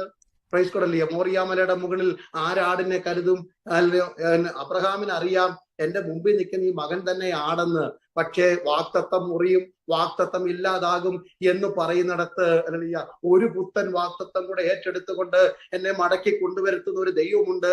ആ ദൈവത്തിന്റെ പേരാണ് യഹോവ ഇരേ. അല്ലെങ്കിൽ ഇന്ന് രാത്രി ഒരു പ്രഭാഷകൻ എന്ന നിലയിൽ വിശ്വാസത്തോടെ വിളിച്ചു പറയട്ടെ, ഉത്തരം മുട്ടുന്നിടത്ത് എനിക്ക് പറയാൻ പറ്റിയ ഒരു വിശ്വാസ പ്രഖ്യാപനമാ യഹോവ ഇരേ. ഹല്ലേലൂയ. എവിടൊക്കെ എന്റെ കുഞ്ഞുങ്ങളുടെ മുമ്പിലോ, ഭാര്യയുടെ മുമ്പിലോ, ഭർത്താവിന്റെ മുമ്പിലോ, സഭക്കാരുടെ മുമ്പിലോ, എന്റെ കൂടെ ജോലി ചെയ്യുന്നവരുടെ മുമ്പിലോ എവിടെങ്കിലും എനിക്ക് ഉത്തരം മുട്ടിപ്പോയിട്ടുണ്ടെങ്കിൽ അവിടെ നിന്നുകൊണ്ട് എനിക്ക് അന്നും ഇന്നും വിളിച്ചു പറയാം, മൈ ഗോഡ് ഷാൽ പ്രൊവൈഡ്. യഹോവ ഇരേ. Price the Lord. കരുതുന്ന ദൈവത്തിലുള്ള ഉറച്ച വിശ്വാസത്തിൽ. ഹല്ലേലൂയ. അബ്രഹാം അവന്റെ മുഖത്തോട് നോക്കിയിട്ട് പറഞ്ഞത്, യഹോവ തന്റെ ഹോമയാഗത്തിന് ഒരു ആട്ടിൻകുട്ടിയെ, ഒന്നും കൂടെ നിങ്ങൾ സൂക്ഷിച്ച വാക്യം നോക്കിയാട്ടെ. യഹോവ തന്റെ ഹോമയാഗത്തിന് ഒരു ആട്ടിൻകുട്ടിയെ കരുതിയിട്ടുണ്ട്. അബ്രഹാമിന് അറിയാം ആരെയെ ഞാൻ കൊല്ലാൻ പോകുന്നത്, വെട്ടാൻ പോകുന്നത്, കത്തിക്കാൻ പോകുന്നത് ഇസഹാക്കിനെയാണെന്ന്. പക്ഷെ വിശ്വാസത്തിന്റെ കണ്ണ് തുറന്നിട്ട് 2 കാലുള്ള ഇസഹാക്കിനെ നോക്കിയിട്ട് അബ്രഹാം പറയുകയാണ്, ഞാൻ 4 കാലുള്ള ഒരു ആട്ടിൻകുട്ടിയെ കാണുന്നു. Price the Lord. ഇന്ന് രാത്രികാലം ഹല്ലേലൂയ എന്റെ 20 വയസ്സുള്ള 18 വയസ്സുള്ള മകന്റെ മുഖത്ത് നോക്കിക്കൊണ്ട് നിന്റെ മേൽ വെളിപ്പെടുന്ന ദൈവകൃപ കാണുന്നു. നിനക്ക് പകരം ഇറങ്ങി വരുന്ന ആടിനെ കാണുന്നു. നിനക്ക് വേണ്ടി പ്രവർത്തിക്കുന്ന ദൈവത്തെ കാണുന്നു. നിനക്ക് വേണ്ടി ഒഴുകുന്ന രക്തത്തെ ഞാൻ കാണുന്നു.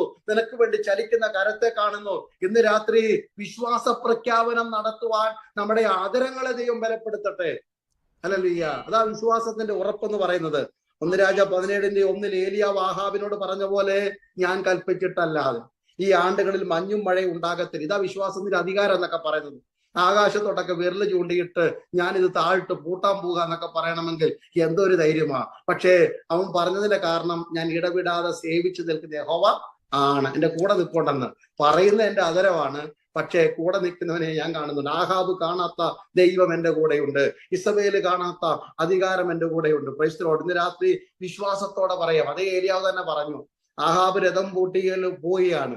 ബാലിക്കാരൻ പറഞ്ഞല്ലോ. പക്ഷെ ഏലിയാവ് പറയുന്നു, എന്റെ ചെവി പൊട്ടിപ്പോവുകയാണ്. I can hear the sound of an abundant rain. എനിക്ക് ഹല്ലേലൂയ വലിയ മഴയുടെ മുഴക്കം കേൾക്കാം. ഇതാ കാണാത്ത കാര്യങ്ങളുടെ നിശ്ചയമാണ്. 3.5 വർഷം തടഞ്ഞു കിടന്ന മഴ ഒരുമിച്ച് പെയ്യുന്നത്. 50-ാമത്തെ വയസ്സിൽ, 80-ാമത്തെ വയസ്സിൽ, 75-ാമത്തെ വയസ്സിൽ ആ അഭിഷേകത്തോടെ, അധികാരത്തോടെ ഇന്ന് രാത്രി എത്ര പേര് വിളിച്ചു പറയും, ഇന്നലകളിൽ തടഞ്ഞു കിടന്ന ദൈവകൃപയുടെ അളവറ്റ വലിപ്പം ഒരുമിച്ച് പെയ്യുന്നത് എന്റെ വിശ്വാസത്തിന്റെ ചെവി കൊണ്ട് ഞാൻ കേൾക്കുന്നു, വിശ്വാസത്തിന്റെ കണ്ണുകൊണ്ട് ഞാൻ കാണുന്നു. അപ്പോസ്തലപ്രവൃത്തി 27:23 തൊട്ടുള്ള വാക്യങ്ങൾ നിങ്ങൾക്കറിയാമല്ലോ. കപ്പലിലുള്ള 275 സഹയാത്രിക്കാരോട് പൗലോസ് പറയുക, നിങ്ങളുടെ പ്രാണന് ഒരു കേടും വരികയില്ല. 2000 വർഷം മുമ്പുള്ള ഒരു കപ്പൽ, ഇന്നത്തെ പോലുള്ള ക്രൂസ് ഷിപ്പ് ഒന്നും അല്ലല്ലോ. കാരണം ഈ പലകയും കൊണ്ട് പലകയും കൊണ്ട് വാപ്പും ഒക്കെ അടിച്ചു കൊണ്ടുപോകുന്ന കപ്പലാണ്. എന്നാൽ ഇത്രയും പേര് തുറന്ന് ഉണ്ടായിരുന്നല്ലോ എന്ന് എനിക്ക് ഓർത്തിട്ട് ഇന്നൊരു അത്ഭുതമാണ്. ആ കപ്പലിനകത്ത് ഇരുന്നു കൊണ്ട് എല്ലാവരും മരണഭീതിയില്ല. സകല പലക ഇളകി കപ്പലുള്ള സാമാനമൊക്കെ എടുത്ത് പുറത്തും കളഞ്ഞിട്ട് 14 ദിവസമായിട്ട് ഭക്ഷണം കഴിക്കാതിരിക്കുന്ന ഇവരോട് പറയുകയാണ്, നിങ്ങളുടെ പ്രാണൻ ഒരു കേടും വരത്തില്ല. ധൈര്യത്തോടെ പറയും. ഏത് ഡോക്ടറുണ്ട് ഹല്ലേലൂയ, ഞങ്ങളെ കൊണ്ട് ചെയ്യാവുന്നൊക്കെ ഇനി വീട്ടിൽ കൊണ്ടുപോകുമെന്ന് പറയുന്ന ഡോക്ടർമാര്, ഈ മരുന്ന് ലാസ്റ്റ് ട്രയലാണ്, വേണേ ഒന്നുകൂടെ ശ്രമിക്കാം. പക്ഷേ ഇവിടെ നിന്നുകൊണ്ട് 275 പേരോട് ഒരു ഭക്തൻ പറയുകയാണ്, നിങ്ങളുടെ പ്രാണന് ഒരു കേടും പറ്റുകയില്ല. ഇങ്ങനെ പറയണമെങ്കിൽ എന്താ ധൈര്യം? കഴിഞ്ഞ രാത്രി നിങ്ങൾ പരിഭ്രമിച്ചിരിക്കുമ്പോൾ ഇരുട്ട് മുറിക്കകത്ത് ഇളകിയ കപ്പലിൽ തണുത്ത പലകയ്ക്കകത്ത് എന്റെ അടുക്കൽ എന്റെ ഉടയവൻ ദൂതനെ അയച്ചു. ഈ വിശ്വാസം ഇവിടെ ഇരിക്കുന്ന, എന്നെ കേൾക്കുന്ന, ഈ പറയുന്ന എനിക്ക് ചുമ്മാത് പറയുന്നതല്ല. നമുക്കൊരു ധൈര്യമുണ്ട്. നമ്മുടെ കൂടെ ദൈവസാന്നിധ്യം ഉള്ളത് കൊണ്ടാ നമ്മൾ ഈ അതിരം ഉയർത്തി വിശ്വാസം പ്രഖ്യാപിക്കുന്നത്. അതെ, വിശ്വാസം എന്നത് ആശിക്കുന്നതിന്റെ ഉറപ്പാണ്, കാണാത്ത കാര്യം കൂടെ നിശ്ചയമാണ്. ആ ഉറപ്പിൽ നിന്നാണ് എന്റെ രണ്ടാം ഭാഗം കൂടെ പറഞ്ഞ് ഇന്ന് രാത്രി ഞാൻ അവസാനിപ്പിക്കാം. അതിന്റെ 2-ാം വാക്യം, എബ്രായർ 11-ന്റെ 2-ാം വാക്യത്തിലേക്ക്. ഈ ഉറപ്പുള്ളവർ ഇനിയും അതിന്റെ പ്രായോഗിക മണ്ഡലങ്ങളിലേക്ക് എത്തുകയാണ്. വിശ്വാസത്തിന്റെ ഉറപ്പ് നമ്മളെ കൊണ്ടുപോകുന്നത്. അതിനാലല്ലോ, എബ്രായർ 11-ന്റെ 2, അതിനാലല്ലോ പൂർവന്മാർക്ക് സാക്ഷ്യം ലഭിച്ചത്. വിശ്വാസത്താൽ നമുക്ക് നല്ല സാക്ഷ്യം ലഭിക്കും. വിശ്വാസികൾ പറയുന്ന സാക്ഷ്യമല്ല ഞാൻ ഈ പറയുന്നത്, വിശ്വാസത്താൽ ലഭിക്കുന്ന സാക്ഷ്യമാണ്. വിശ്വാസികളുടെ സാക്ഷ്യം ഹല്ലേലൂയ, രണ്ടും വിശ്വാസത്താലുള്ള സാക്ഷ്യവും തമ്മിൽ വ്യത്യാസമുണ്ട്. ഹല്ലേലൂയ, വിശ്വസിച്ചതിനാൽ ദൈവം ഹല്ലേലൂയ ജീവിതത്തിൽ കൂടി തെളിയിച്ചതിനാൽ നമ്മുടെ പിതാക്കന്മാർ അല്ലെങ്കിൽ വിശുദ്ധന്മാർ ദൈവത്തിൽ നിന്ന് അംഗീകാരം പ്രാപിച്ചെന്നാണ്. ഗോഡ് അപ്രൂവ്ഡ് ദം എന്നുള്ളതാണ് അർത്ഥം.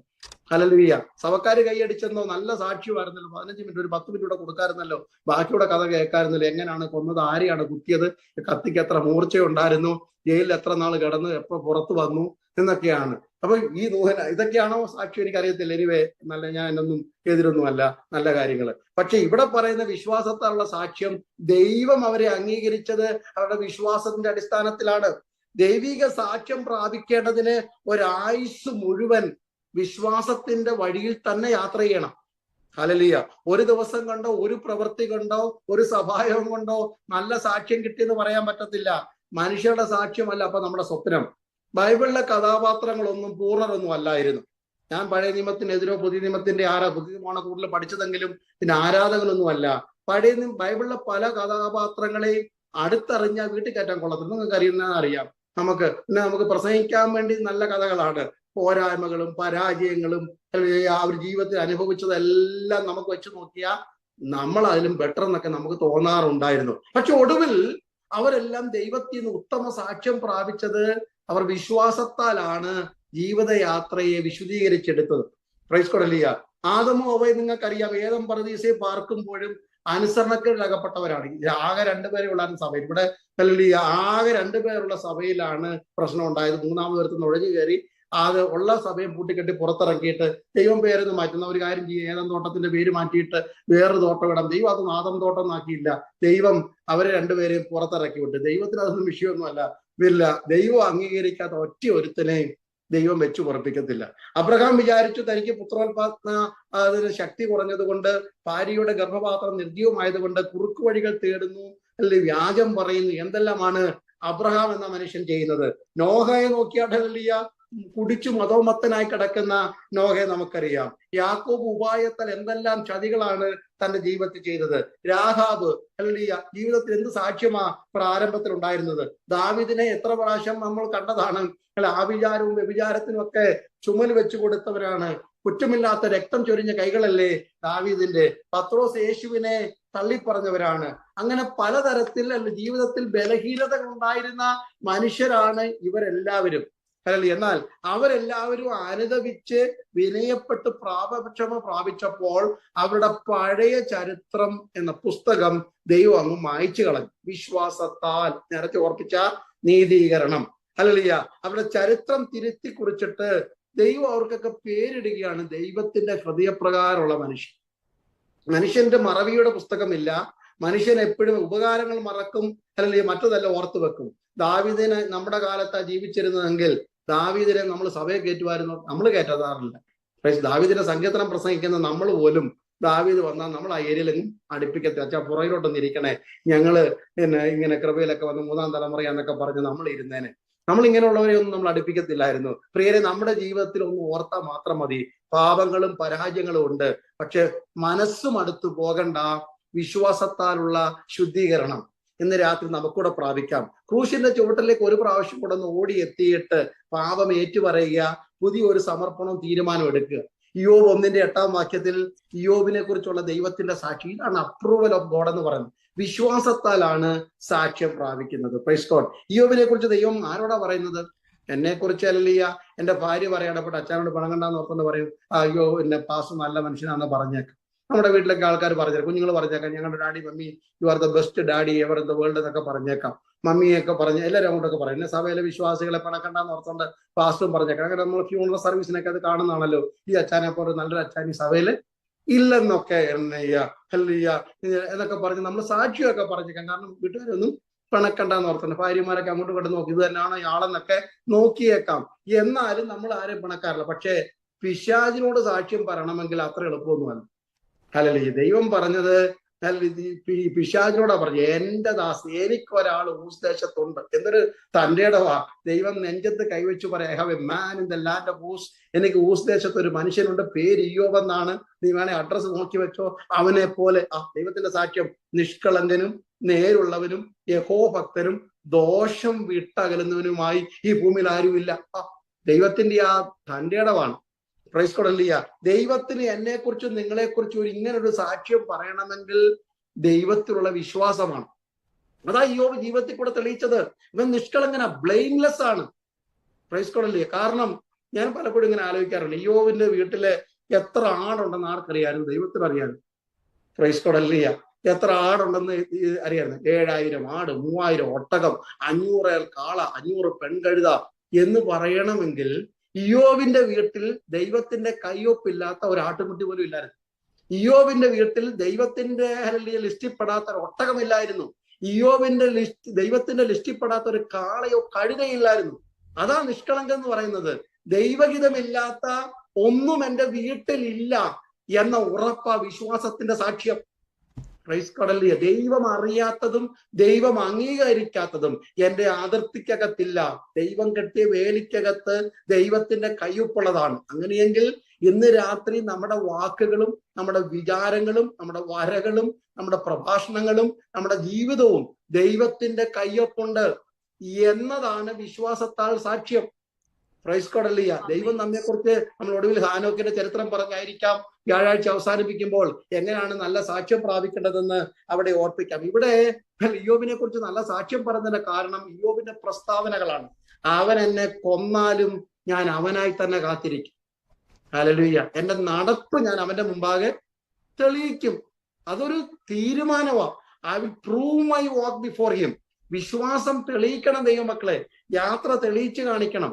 കാരണം നമ്മുടെ ദൈവമക്കളുടെ പ്രത്യേകത എന്ന് പറയുന്നത്, അല്ലെങ്കിൽ വിശ്വാസ സമൂഹം, ഞാൻ ഈ പെന്തിക്കോസ് എന്ന് മൊത്തത്തിൽ പറഞ്ഞു, അല്ലെങ്കിൽ ക്രിസ്ത്യാനി എന്ന് പറഞ്ഞു, നമ്മുടെ പ്രത്യേകത എന്ന് പറയുന്നത് മറ്റു മതങ്ങളിൽ നിന്ന് നമ്മെ വ്യത്യസ്തരാക്കി മാറ്റുന്നത് പരിശുദ്ധനായ ഒരു ദൈവവും തന്നെ സേവിക്കുന്ന വിശുദ്ധരായ ഒരു മക്കളും. ദൈവത്തിന്റെ സ്വപ്നം തന്നെ തന്നോളം വളരുന്ന, തനിക്കൊപ്പം ഇരുത്താവുന്ന ഒരു കൂട്ടം ജനത്തെയാണ് ദൈവ സ്വപ്നം കാണുന്നത്. കാലപ്പഴക്കം കൊണ്ട് ദൈവത്തിന്റെ വിശുദ്ധിയുടെ പ്രമാണം മാറിയിട്ടില്ല. ഞാൻ ജനിച്ചു വളരെ കുറച്ച് നാൾ കേരളത്തിലായിരുന്നു, പിന്നെ കർണാടകയിലാണ് കൂടുതൽ വർഷം താമസിച്ചത്. അത് കഴിഞ്ഞ് 10-22 വർഷം മുമ്പ് അമേരിക്കയിലേക്ക് കടന്നു വന്നു. പക്ഷേ ഞാൻ മാറുന്നതിനോടൊപ്പം മാറുന്നതല്ല വിശുദ്ധിയുടെ പ്രമാണം.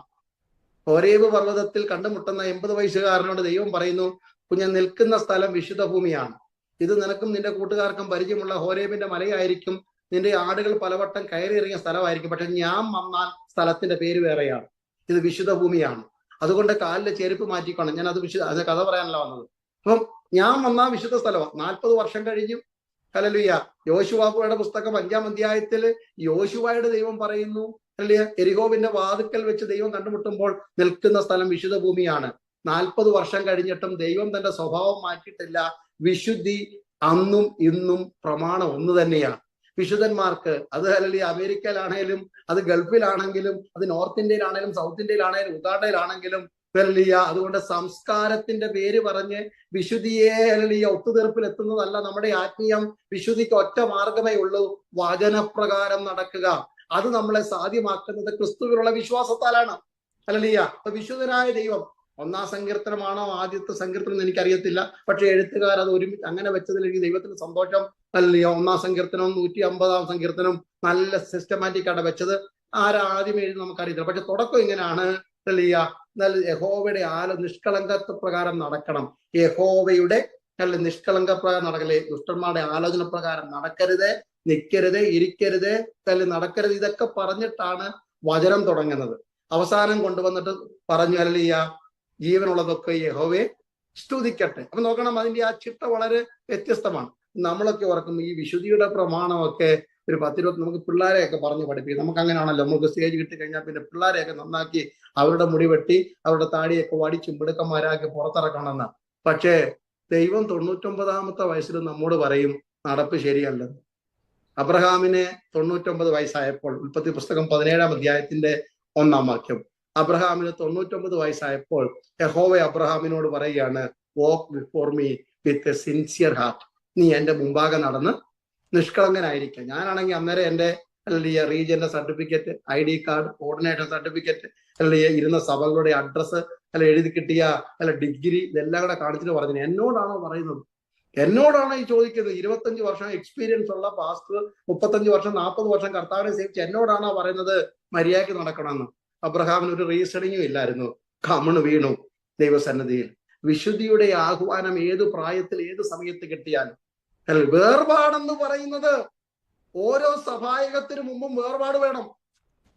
25 വർഷം മുമ്പ് ബ്രദറിന്നോ, യാക്കോബേന്നോ, മർത്തോമേന്നോ, CSIന്നോ, ഹൈന്ദവ മാർഗത്തിന്നോ, മുസ്ലിം സമുദായത്തിന്നോ ഇറങ്ങി പുറപ്പെട്ടു എന്ന് പറഞ്ഞ അന്നത്തേത് മാത്രമല്ല വേർപാട്. ഇന്ന് രാത്രിയിലും വേർപെട്ടവരായിരിക്കണം നാം.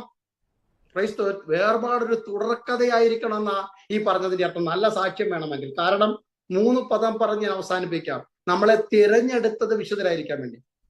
എഫേസ്യർ 1:4 ലോകസ്ഥാപനത്തിന് മുമ്പ്. മോശയ്ക്കൊക്കെ കിട്ടാത്ത വെളിപ്പാടാണ്. മോശ എന്ന ഭക്തന്റെ കണ്ണ് തെളിഞ്ഞ് യഹോവയുടെ തേജസ് കണ്ടപ്പം പുള്ളി ഹോരേ പർവ്വതത്തിൽ നിന്നോട്ട് ഒറ്റ നോട്ടം 2500 വർഷത്തിനപ്പുറത്തേക്ക് കണ്ണങ്ങോട്ട് പതിഞ്ഞിട്ട് വിളിച്ചു പറഞ്ഞു, ആദ്യം ദൈവം ആകാശം ഭൂമിയും സൃഷ്ടിച്ചു. അപ്പൊ മോശയ്ക്ക് ഭയങ്കര വെളിപ്പാട്, ആർക്കും ഇല്ലാത്തൊരു വെളിപ്പാടാ. എല്ലാത്തിന്റെ സൃഷ്ടികർത്താവ് ദൈവമാണ്. തനിക്ക് മുമ്പ് ജീവിച്ചിരുന്ന 2500 വർഷം ചരിത്രം പഴക്കമുള്ള വിശുദ്ധന്മാരുടെ ലിസ്റ്റ് എല്ലാം കൈ കിട്ടി പുള്ളി എഴുതാൻ 5 പുസ്തകം കൊണ്ട് എഴുതി. എന്നാൽ പൗലോസ് എന്ന ഭക്തന് അല്പം കൂടെ വെളിപ്പാട് ദീർഘമായി. പൗലോസ് അങ്ങോട്ട് ഇറങ്ങി നിന്നപ്പോ കാണുന്നത് മോശ കണ്ട ആദിയല്ല, ലോകസ്ഥാപനത്തിന് മുമ്പ് ഹല്ലേലൂയ ക്രിസ്തുവിൽ നമ്മെ തിരഞ്ഞെടുത്തു എന്ന വെളിപ്പാടാ പൗലോസിന് കിട്ടിയത്. ആ പൗലോസ് പറയുകയാണ്, അവന്റെ സന്നിധിയിൽ നിങ്ങൾ വിശുദ്ധരും നിഷ്കളങ്കരുമാകേണ്ടതിനാണ് ലോകസ്ഥാപനത്തിന് മുമ്പ് ക്രിസ്തുവിൽ നിങ്ങൾ എന്ത് ചെയ്തത്? തിരഞ്ഞെടുത്തത്. അപ്പൊ നമ്മുടെ തിരഞ്ഞെടുപ്പ് എന്തിനു വേണ്ടിയായിരുന്നു? ഒരു വിശുദ്ധരായിരിക്കാൻ വേണ്ടിയായിരുന്നു. അപ്പൊ തിരഞ്ഞെടുപ്പിൽ തന്നെ നമ്മുടെ ലക്ഷ്യമുണ്ട്, വിശ്വാസയാത്രക്കാരൻ വിശുദ്ധരായിരിക്കണം. 2, ഈ ജീവിതയാത്രയിൽ നമ്മൾ എന്താ ചെയ്യേണ്ടതെന്നാ 2 കൊരിന്ത്യർ 6-7 അധ്യായത്തിൽ പറയുന്നത്, perfect in holiness in the fear of God. ദൈവ ഭയത്തിൽ വിശുദ്ധി എന്ത് ചെയ്യണം? തികയ്ക്കണം. അല്ലല്ലേ? പ്രിട്ടൻഡ് ചെയ്യാനല്ല പറഞ്ഞത്, പെർഫെക്റ്റ് ചെയ്യാനാ പറഞ്ഞത്.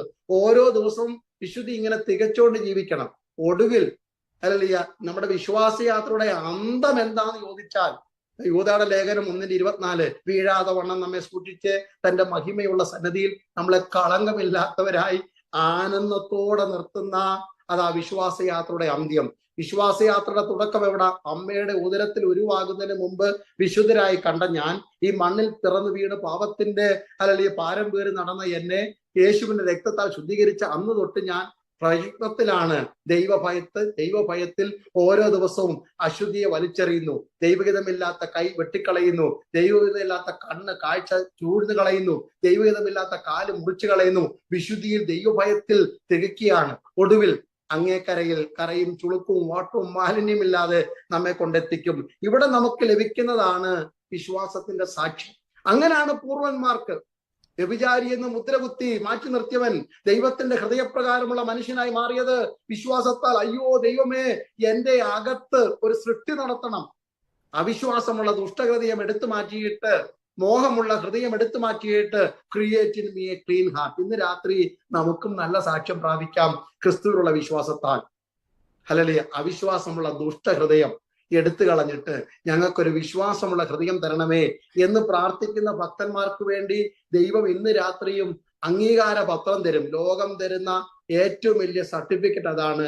ഇവൻ എൻ്റെ പ്രിയപുത്രൻ, ഇവനിൽ ഞാൻ പ്രസാദിച്ചിരിക്കുന്നു.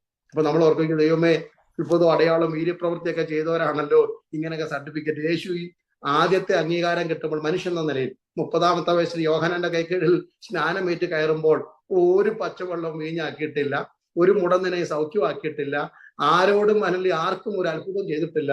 30-ാമത്തെ വയസ്സിൽ ആദ്യത്തെ അംഗീകാര പത്രം, ഇവൻ എൻ്റെ പ്രിയപുത്രൻ, ഇവനിൽ ഞാൻ പ്രസാദിച്ചിരിക്കുന്നു. ആരും അറിയാത്ത ആ 30 വർഷം, അല്ലെങ്കിൽ എന്നോടെടുത്ത് പറഞ്ഞാൽ 12-ാമത്തെ വയസ്സിന് ശേഷമായിരിക്കാം നമുക്കറിവില്ലാത്തത്, ആ 18 വർഷം അപ്പന്റെ പണിപ്പുരശാലയിൽ പണിത കശേരയും മേശയും ഒന്നും ആണി ഒടിഞ്ഞ് നാട്ടുകാരെ പറ്റിച്ചുണ്ടാക്കിയതല്ല. തന്റെ ഇടത്തോടെ യേശു ചോദിച്ചത്, നിങ്ങളിൽ ആരെനിക്ക് പാപത്തെക്കുറിച്ച് ബോധം വരുത്തും? ദൈവദൂഷണം പറഞ്ഞെന്നുള്ള അപവാദം അല്ലാതെ യേശുവിന്റെ പ്രവൃത്തിയോ യേശുവിന്റെ തൊഴിലിനെയോ ഒന്നും ആർക്കും കുറ്റം പറയാൻ പറ്റിയില്ല. So how much faithful he was with his daily endeavours. അങ്ങനെ ആയിരുന്നു വിശ്വസ്തൻ. ആ വിശ്വസ്തതയാ ഒന്നാമത് പറഞ്ഞത്. ദൈവമക്കളെ, പബ്ലിക് മിനിസ്ട്രി നമ്മളെ അക്സെപ്റ്റ് ചെയ്യുന്നതിന് മുമ്പ് നമ്മുടെ പ്രൈവറ്റ് ലൈഫ് ദൈവം അംഗീകരിക്കണം.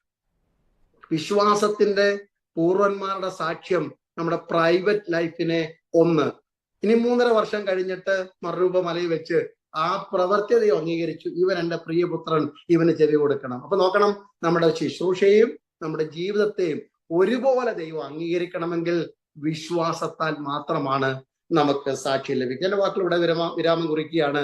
നമ്മുടെ വിശ്വാസ യാത്രയിൽ ഉത്തമ സാക്ഷ്യം പ്രാപിക്കണം. വിശ്വസിക്കുന്നവർക്ക് മാത്രമേ ഈ സാക്ഷ്യം ലഭിക്കത്തുള്ളൂ. ദൈവമക്കളെ, അചഞ്ചലമായ ദൈവത്തിലുള്ള വിശ്വാസം, അതിന്റെ അർത്ഥം പരാജയങ്ങളോ പാപങ്ങളോ തോൽവികളോ ഒന്നും ഇല്ലെന്നല്ല.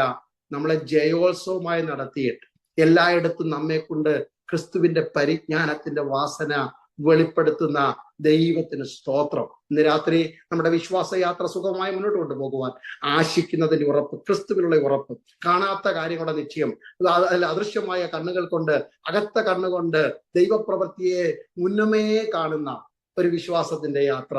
ആ യാത്രയിൽ പരാജയങ്ങളും പാപങ്ങളും കടന്നു വരുമ്പോൾ അനന്തപുര ചേച്ചു പറഞ്ഞ് കാലിൽ പറ്റുന്ന പൊടി തട്ടിക്കളഞ്ഞിട്ട് മുന്നോട്ട് പോകുമ്പോൾ ഇവൻ എൻ്റെ പ്രിയപുത്രൻ, ഇവൻ എൻ്റെ മകൾ, ഇവന്റെ മകൾ എന്ന് പറഞ്ഞ് സ്വർഗം നമുക്ക് കൈതരുന്ന അംഗീകാരപത്രം അത് നേടിയെടുക്കുവാൻ ഈ വിശ്വാസയാത്രയിൽ ദൈവം നമ്മെ സഹായിക്കട്ടെ എന്ന ആഹ്വാനത്തോടു കൂടി ഇന്ന് രാത്രിയിലെ വചനധ്യാനം ഇവിടെ അവസാനിപ്പിക്കുന്നു. എല്ലാവർക്കും വന്ദനം. God bless you all.